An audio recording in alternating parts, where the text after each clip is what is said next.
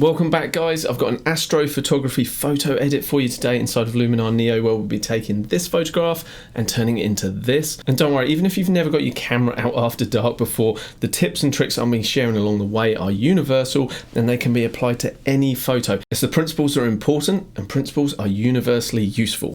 This astrophotography shot here of Split Apple Rock in New Zealand is actually one of my biggest selling prints, and so this is the kind of thing that we're going to be aiming for in this edit. Incidentally, for those of you that are kind of on the fence as to whether or not you should be getting Luminar Neo's extensions, absolutely you don't have to get those. Luminar Neo still works perfectly without them. However, if you want your images to be of the highest quality possible, so for example you're wanting to print things out, then things like the Noiseless AI are perfect for this, and 𝗨𝗀𝗲 have recently announced that they'll also be launching Upscale AI as part of the extensions for Luminar Neo. Called it. So I'm really pleased about that, because again, if you're wanting to print something out, put it in a photo book, anything like that, it's talking larger scale, it's so important that you have those tools available to you.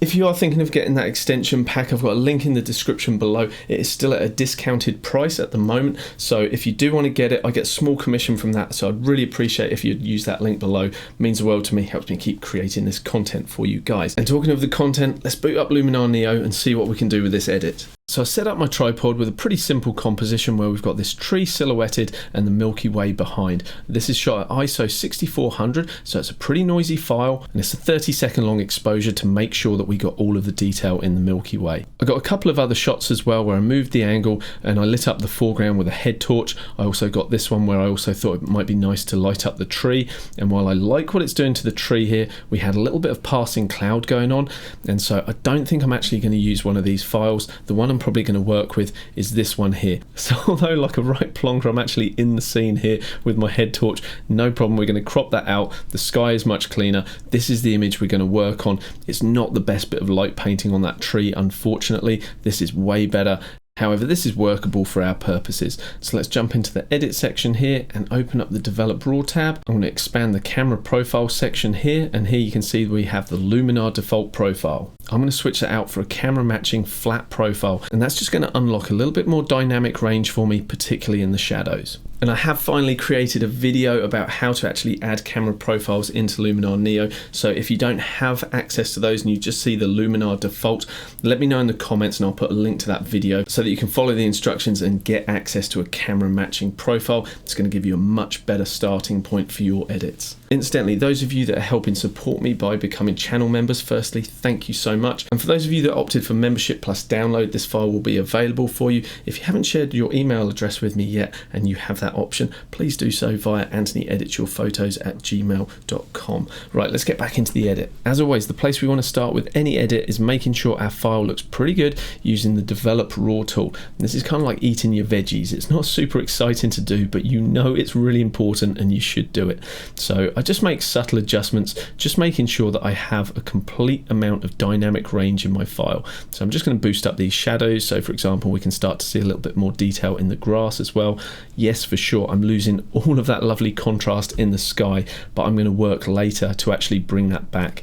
Because we have a bit of a dichotomy of exposure, i.e. very, very dark in the foreground in the tree and then quite bright in the sky, it's going to be very hard to make the exposure perfect overall. So I'm just making sure that I have access to details in my shadows and my highlights as well. And the highlights are just peaking a little bit, so I'm just going to bring that highlight slider down. Because I have my curve section open here, I can actually see the histogram, so I know where I'm heading with my highlights and shadows. However, if you want to see a histogram up here, we can right click and just come down to show histogram, and then you're going to get that option there. And if you actually want to see where things are peaking, you can turn on those little warnings there if you want to. But I'm pretty happy with how things are looking at the moment.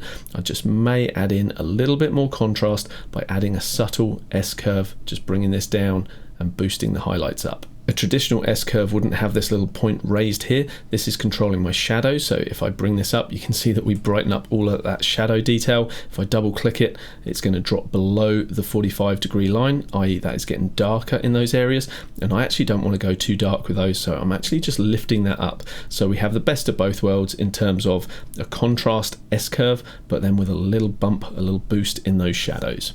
Currently the sky looks a bit muddy, so we really want to fix that up, and the way to do that will be fixing the temperature, because currently what should be a neutral sky has definitely got a kind of orangey tinge to it. And so by grabbing the temperature slider and bring that down towards the blues, we're going to get more of that kind of evening feel. So I don't want to push that too far, something like that. Let's zoom out and have a look. Yeah, that might be a bit too much, so let's just ease it off a little bit, and I may just balance out this kind of greeny tint that we've got going on just by boosting up the tint just towards more of the magenta range.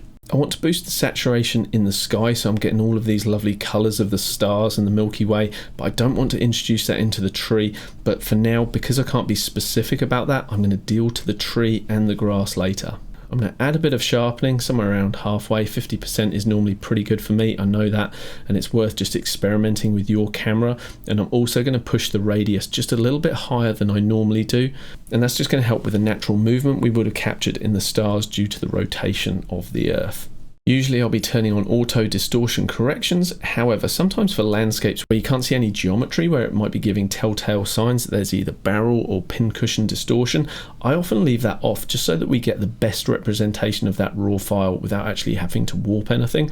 But I will normally turn on auto fix chromatic aberrations, so that's going to get rid of any of those little cyan and magenta fringing that you sometimes get when you zoom in, and also auto defringe is a good option to turn on. And the next step is I need to get rid of this little weirdo here. So let's come up to the crop tool here, and I'm just going to overlay the crop, and all I want to do is just pull that in slightly so that I know that I'm going to be gone. And I'm seeing that I was pretty careless with my horizon as well when I set my tripod up, so I'm just going to grab to the side and then twist to rotate this. I don't need to go too far, something like that's pretty good. And now I'm just going to bring this right hand side in until it crops me out. Something like that, and I feel like that gives the tree a little bit more of a centralized balance to it, so I like that. So once I close down this panel, it's going to apply that crop. So there we go, that is step one complete. Here's our before, here's our after. Our veggies have been eaten. Now you may have noticed that I skipped straight over the noise reduction section, and there's a reason for that. What I want to do is actually process this without any noise reduction, export that file, and then we're going to do a comparison at the end where I add Noiseless AI or Noiseless RAW. We're going to put that on the file. Yes, that is one of the first things you need to do, but it sits at the bottom of the stack in our edit section, so I can always go right back to the beginning, put that on, and my edits that we're going to apply, that will still be sat there. It will still apply the edits in the correct order, and we can do a like for like comparison. So that's why I haven't put any luminosity noise reduction on as yet, so stay tuned for the comparison. When you're working on any edit, I always think it's important to ask yourself, what are the key subjects in the photo? Who are the main players? And for me, it's not just the tree and the Milky Way. Yes, they are the primary players, but we've also got some secondary players as well. I would say the sunset in the background behind the tree here, that is also an important element in the frame, and also the grass in the foreground as well. So now we've identified our key subjects, it's up to us as photo editors to bring the viewer's attention to those areas in the frame. And so the first thing I want to do is actually say, hey, look at the Milky Way, and the best way to do that is to add contrast, and probably the best way to do that inside Luminar Neo is to jump into Structure AI, grab the amount slider, crank that all the way to 100, and that's brought out all of this lovely contrast for us in the Milky Way, but it's kind of to the detriment of the rest of the photo. The grass is looking pretty good, but the tree and the haloing around the clouds, that's not what we want. And so that's where our masking comes in, and that's going to allow us to say, just focus on the Milky Way. And yes, we could brush that in, but probably the easiest way is to grab a radial gradient, which you may think just does a circle, but if we keep our handle options available to us, what we can do is click and drag, and that's going to create an oval for us.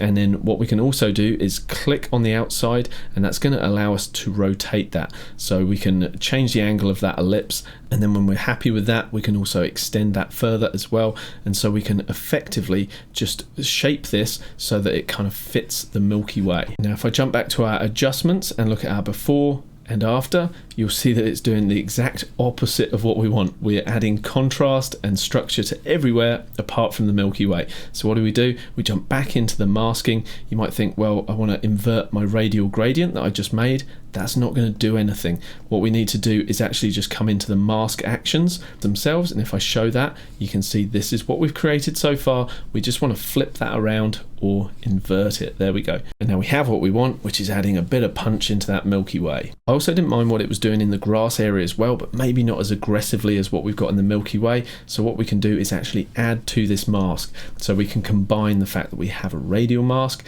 and add to it with the brush. And so I'm not going to paint it in with 100% because that's going to be too strong, putting that effect in at 100%. So I'm going to bring this down, make my soft brush a bit bigger, and just paint it once over the grass. Maybe I'll go for one more pass in those shadows. All right, let's have a look at what that looks like. Here's our before, here's our after, before and after. I've got to be honest, the more I look at the tree, the more it's annoying me. That little bit of light painting, I just don't feel it's really working. And so I think I want to talk to the tree leaves and bring the intensity down. Not literally, I'm not crazy, well, a little bit, but I want to speak into those leaves and just bring that luminosity value down. And the way I'm going to do that is by talking to the greens and actually bringing the luminosity of the greens down. And that's going to leave the rest of the photo alone, apart from the grass, but then we can mask out the grass. So let's dive in and do that. Okay, so we'll close the structure AI down and we need to jump into the color section here. And so as you guys know, we have the option to talk into the hue, saturation and luminance, luminance being the brightness. And then by grabbing the relevant slider, i.e. the greens, we can darken down those greens, and that's working a treat on the grass, but it's not doing too much to the actual tree. And so I think we may get on better by actually bringing the brightness of the cyans down. Yes, we are. So we're darkening that down. Maybe if we grab the blues as well, that might just darken down this little area here. That's okay. What about the yellows? Is any of it existing in the yellows? Not really. But let's have a little look at our before and our after. It's certainly getting rid of that big bright patch that we have there. So before and after, before and after. The fact that it's modifying the whole photo, I'm not worried about that. I'm never worried about my adjustments affecting the whole photo because I always know that I'm going to come in afterwards once I've set things up the way I want them and grab a mask, brush in this example, and just paint it in only where I want it. And so I'm going to bring the size down a little bit because I want to be a little bit more specific and just keep around the tree as best I can. And again, I'm just building this up with a strength of 36 at the moment. And that allows me just to make successive passes over the areas I want to. And let's have a look at our before and after. Okay, that's working nicely. And the fact that we have a very bright area in the grass just down here, that is very much screaming of off-camera lighting. And so I'm just going to get my mask and paint over this area and just see if we can't darken down that area as well. Let's have a little toggle of our before and our after, before and after. Okay, that's a bit better. Now the next thing I'd like to do is help draw our viewer's eye more to the center of the frame. That's where the tree is, that's where the core of the Milky Way is, and so we don't want the viewer's eye drifting off to the sides. And the easiest way to do that is just to darken things down. Best way to do that is with a vignette. Well, I say best way, easiest way is with a vignette around the edge. However, that doesn't give us the most control. So we'll throw a vignette on it and then I'll show you a more refined way that we can control the shape of our darkening a little bit better. Let's do that. Okay, so we'll open up the vignette tool and we're just going to push the amount pretty heavily. And as you guys know, that's the best way to actually see what effect the vignette is having, and we can always just ease this back off afterwards. But I like to set it all the way to -100 just so that I can see these changes in effect. And I think we want more of a slender kind of vignette this time rather than something more circular. And so we're going to push this towards the left, something like that. And as always, I think if we push the feathering all the way to 100 or very much towards that direction, we get a more believable transition. Okay, and now we can grab the amount slider and now I can just ease it in until I hit a point where I'm happy. And it's much easier to see once we've reset it and then start reintroducing it. Let's have a little look at our before and our after, before and after. It's pretty subtle. But there is a little issue I've got with our vignette tool, and that's this. You can see when I toggle this off and toggle it on that it looks pretty good for the sky. You know, we're darkening around the edges, around the top. But if you look at the foreground, I'm not really happy with this. It's darkening the foreground too much, in my opinion. And in clicking on the vignette tool, I've reset it. Well, I haven't reset it. What's happened is obviously that vignette tool, as soon as I close it down, it moves into our edit section, allowing us to apply a brand new vignette if that's what we want to do. But I actually want to just revisit this vignette here so you can see this is where it exists. Here's our before and our after. It's too much on the foreground. So what I'm going to do is just ease it off a little bit, and now I'll show you that better way, or my preferred way for darkening things down in terms of a vignette. So I'm just going to jump up here, jump into the develop tool, and all I'm going to do is either grab the exposure to darken things down that way, or another option could be just to grab a point on the curve and pull that down as well. So effectively now we're doing like we did with the vignette of darkening things down, but it's affecting the whole frame. But that's okay because we have options for masking, and probably a good place to start would be with the trusty radial gradient. And I'm just going to click and draw that, and I'm just going to shape this kind of how I want it. Let's put the brightest point there. And if I flick back to adjustments, you can see that we've got a very distinctive bright spot in the middle. That's not what we want, but we can carry on working with our masks. With the vignette, we decided that the foreground was too dark, so we can just add a brush in the erase mode, and that's going to allow us just to remove that from the bottom here. So I can click and paint, and just like that, we've got rid of all of that darkening. But currently this mask is pretty rough and ready, and so I'm just going to drop the strength again, normally to about 1/3, and that just allows me to pretty quickly just soften up these edges. Something like that, and I may even just take that all the way up to the top so that we're brightening through that Milky Way. Let's have a little look at our before and our after. We've got our vignetting going on, but in a much more controlled way. If I want to add some darkening just here, I just need to switch to the paint mode, maybe drop the strength a little more, and just paint in a little bit of darkness there. I can even bring some over that tree just to help darken down the tree as well, and then just make sure I'm erasing it from the Milky Way. Okay, let's toggle our before and our after of adding that develop tool, acting more like a controlled vignette. So before and after, and now we'll just toggle completely before and after, before and after. Okay, so the Milky Way has more emphasis, the tree is looking better, but I still feel like we need to just enhance that horizon line a little bit. And the way I want to do that is by forcing in more of an orangey or red kind of glow into that area. I'm also finding the grass is just a little bit too much of a rich green at the moment. I don't really like it, it doesn't tie in very well with the blue in the sky, and so I'm going to see by adding that kind of orangey effect whether that can tone that down. Now there are some fantastic tools for working with colour inside of Luminar Neo. However, there's another approach that I like to take that if you watch my channel you will have seen this before, and how we're going to do that is introduce a new colour as a solid layer over the top of this photo, and then we're going to change the blend mode. I'm just right in the middle of recording, show me quickly. Off to a fancy dress. No, not a fancy dress. A disco. A disco, off to a disco. I'll be out in a minute. Give me a kiss on my cheek. If I cut this bit out of the video, people will be like, why has he got a lipstick mark on his cheek? Okay. It's like speckles of purple. Where was I? I must be getting old.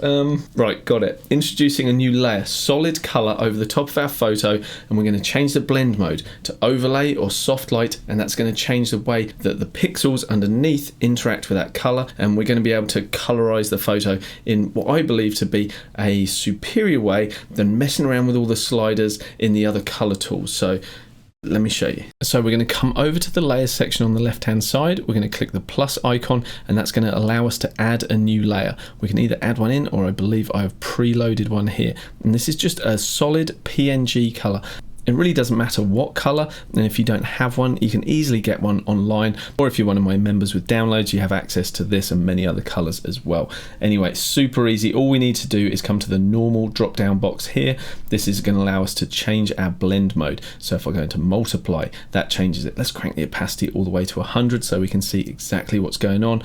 We can go to multiply, we can go to lighten. It's really interesting to play around with these and just get a feel for the different effects that you can do. So overlay is one example that I was suggesting, and also soft light could be a good option as well. I was hoping to get more richness and colour injection, particularly in this white area here, and so I think the best way to do that would actually be multiply in this instance, and then I'm going to drop the opacity to a point where I'm happy with it. So I just want a little bit of it, something like that, and then I can grab my masking tool, brush that in only where I want it. So let's go a little bit higher for this one, click and paint. And that's got me heading in the right direction. Now all I need to do is duplicate this layer, and this time I am going to go to one of my other blend modes. I think I'm going to try overlay. Let's crank that to 100, see what that's doing. Okay, now this wasn't actually what I was after, but I'm going to leave this in the video anyway just to show you guys. Basically, when I duplicated this original layer, it's also duplicated the mask that I painted in as well. And so I'm going to see whether we can just remove that mask and we'll have the solid color over the whole thing. So I'm going to come to mask actions, clear it so it's gone, and invert it. Okay, now we have that color over the whole photo, and that's what I want. So let's jump back into properties, ease it off a bit, but it's looking very magenta, and that's not really what I'm after. And I said before, it doesn't matter what color you use, because what we can do is just jump into the color section and actually recolorize this panel. So it's currently got that kind of pinky red hue to it, so all we need to do is come down to shift the hue to something else. And so as we grab that slider and move it through, you can see how it's affecting the whole photo. And all I'm interested in is the little bit around the horizon and maybe the grass as well. And that currently exists over the whole photo, so I'm going to invert it so it doesn't exist anywhere, and that's now going to allow me to click and add a linear gradient. So I'm just going to drag up from here and feather that off. So as I drag this higher, that effect is going to just taper from 100% at the bottom line to 0 here, and so tapering off into the sky from there. I think that'll be about right. And there you go, that's helped colorize the horizon and the grass a little bit as well. Let's see whether we can add one more of those effects. I could have just duplicated this layer, but let's just double click this one to open it up again. And we can either fill the whole area or stretch. Either way, we just want it over the whole canvas. We're going to come down and we're either going to choose overlay or soft light. Let's just go for soft light for now. Let's crank it all the way to 100 so we can see exactly what it's doing. And this time we want to jump into the color section and choose a slightly different color. And I'm wanting to push this more into the realms of that sort of rich blue, something like that.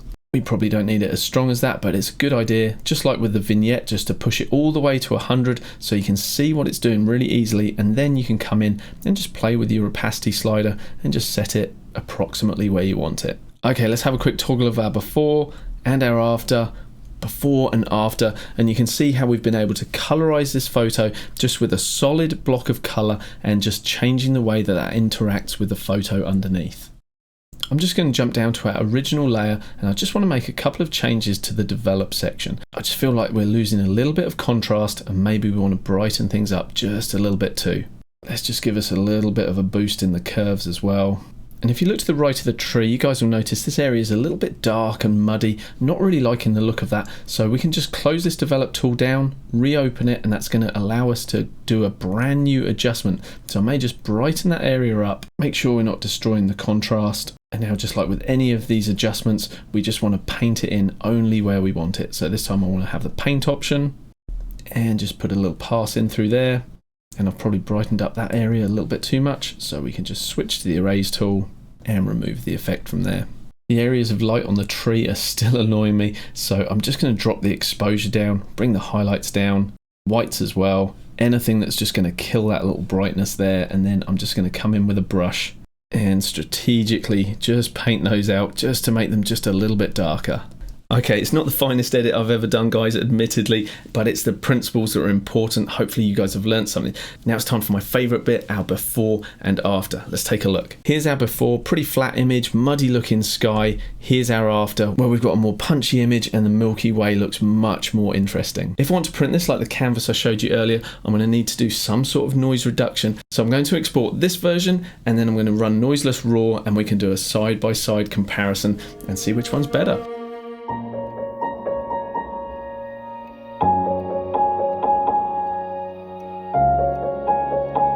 If you want to get Noiseless RAW and the 6 other extensions that 𝗨𝗲𝗄 are releasing, the link is in the description below. If you want to know how to add those camera matching profiles, that video is appearing just here, so click that and check that out. And if you haven't subscribed to the channel already, you can do that by clicking that button there.